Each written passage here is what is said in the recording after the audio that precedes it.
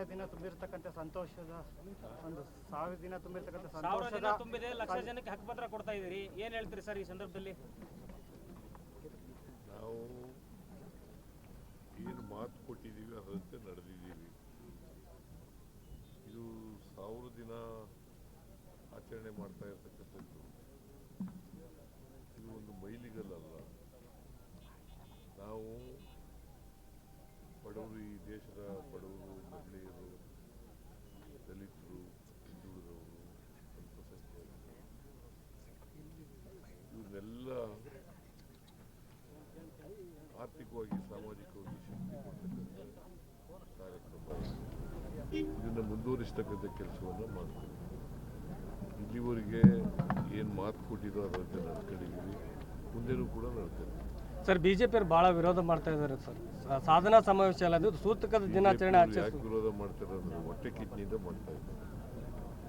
ಯಾಕೆಂದ್ರೆ ಅವ್ರು ಏನು ಮಾಡಲಿಲ್ಲ 4 ವರ್ಷ, ಅದಕ್ಕೋಸ್ಕರ ವಿರೋಧ ಮಾಡ್ತಾರೆ. ಯಾವ ಪುರುಷಾರ್ಥಕ್ಕೆ ಮಾಡ್ಬೇಕು ಈ ಕಾರ್ಯಕ್ರಮ ಅಂತಿದ್ದಾರೆ. ಯಾಕೆ ಅವ್ರು ಹೇಳ್ತಾ ಇರೋದು ಅಲ್ಲಪ್ಪ, ಹೇಳಯ್ಯ, ಅವ್ರು ಹೇಳೋದು ಇಲ್ಲಿ ನೀ ಹೇಳಪ್ಪ.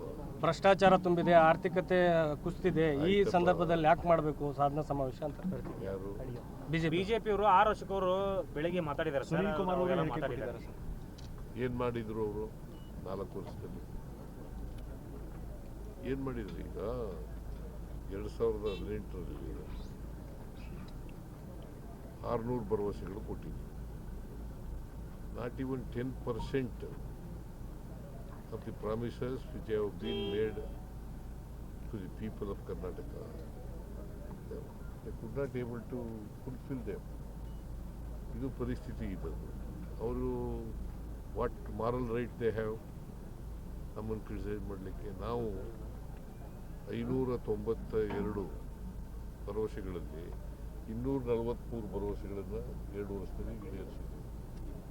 2.5 ವರ್ಷದಲ್ಲಿ ಇನ್ನು ಉಳಿದವನ್ನು ಕೂಡ ಈಡೇರಿಸ್ತೀವಿ, ಪ್ರಯತ್ನ ಮಾಡ್ತೀವಿ. ವಚನ ಭ್ರಷ್ಟ ಕಾಂಗ್ರೆಸ್ ಸರ್ಕಾರ ಅಂತ BY ರಾಘವೇಂದ್ರ ಅವರು ಆರೋಪ ಮಾಡ್ತಾರೆ. ವಚನ ಭ್ರಷ್ಟ ಬಿಜೆಪಿ ಸರ್ಕಾರ, ಕಾಂಗ್ರೆಸ್ ಸರ್ಕಾರ ಅಂತ ನೀನು ಹೇಳ್ರಿ. ಬಿಜೆಪಿ ಅವ್ರು ಆರೋಪ ಮಾಡ್ತಿದ್ದಾರೆ ಸರ್. ನೀವು ಆರೋಪ ಅಷ್ಟೇ, ಸುಳ್ಳು ಆರೋಪಗಳನ್ನು ಮಾಡ್ತಾರೆ. ಆದರೂ ಸರ್, ಈ ಲೀಡರ್ಶಿಪ್ ವಿಚಾರವಾಗಿ ಸಾಕಷ್ಟು ಹೇಳಿಕೆಗಳು ಕೇಳಿ ಬರ್ತಾನೆ ಇದೆ ಮೊದಲಿಂದನೂ ಸರ್. ನಾನು ಹೈಕಮಾಂಡ್ನವ್ರು ಏನು ಹೇಳ್ತೀನಿ ಅಂತ ಹೇಳಿದ್ದೀನಿ, ಪುನಃ ಕೇಳಬೇಡಿ ಅಂತ ಹೇಳಿದ್ದೀನಿ. ನೀವು ಪುನಃ ಅದನ್ನೇ ಯಾಕೆ ಕೇಳ್ತೀರಿ? ಇಲ್ಲ ಸರ್, ಮಾಧ್ಯಮಗಳಿಗೆ ಹೈಕಮಾಂಡ್ನವ್ರು ಏನು ಹೇಳ್ತಾರೆ ಹಂಗೆ ಕೇಳಬೇಕು. ನಮ್ಮ ಪಾರ್ಟಿಲಿ ಇರ್ತಕ್ಕಂಥ ಎಲ್ಲರೂ ಕೂಡ ಲೀಡರ್ಗಳು. ಆದ್ರೂ ನಿಮ್ಮ ನಾಯಕರ ಶ್ರಮಕ್ಕೆ ಫಲ ಸಿಗುತ್ತೆ ಹಂಗೆ ಹಂಗೆ ಅಂತ ಟ್ವೀಟ್ ಮಾಡೋದು, ಅಲ್ಲಿ ಹೇಳ್ಕೊಳ್ಳೋದು. ನಿಮ್ಮ ಶಾಸಕರು, ಸಂಸದರು ಕೆಲವರೆಲ್ಲ ಹೈಕಮಾಂಡ್ನವ್ರು ಮಾಡಿದಾರಾ?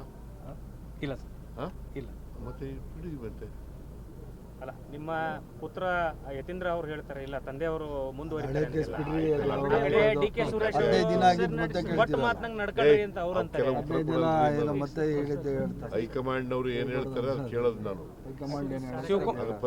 ನಾನು ಕೇಳಬೇಡಿ ಪ್ರಶ್ನೆ. ಶಿವರಾತ್ರಿ ನಂತರ ಹೇಳ್ತಾರೆ ಸರ್ ಹೈಕಮಾಂಡ್. ಅಲ್ಲ ಸರ್, ಹೈಕಮಾಂಡ್ ಅವರು ಯಾವಾಗ ನಿಮಗೆ ಹೇಳ್ತಾರೆ? ಅದಕ್ಕೆ ಏನಾದ್ರು ದಿನಾಂಕ ನಿಗದಿ ಮಾಡಿದ್ದಾರೆ? ಶಿವರಾತ್ರಿ ನಂತರ ಏನು ಆಗ್ಬೋದು?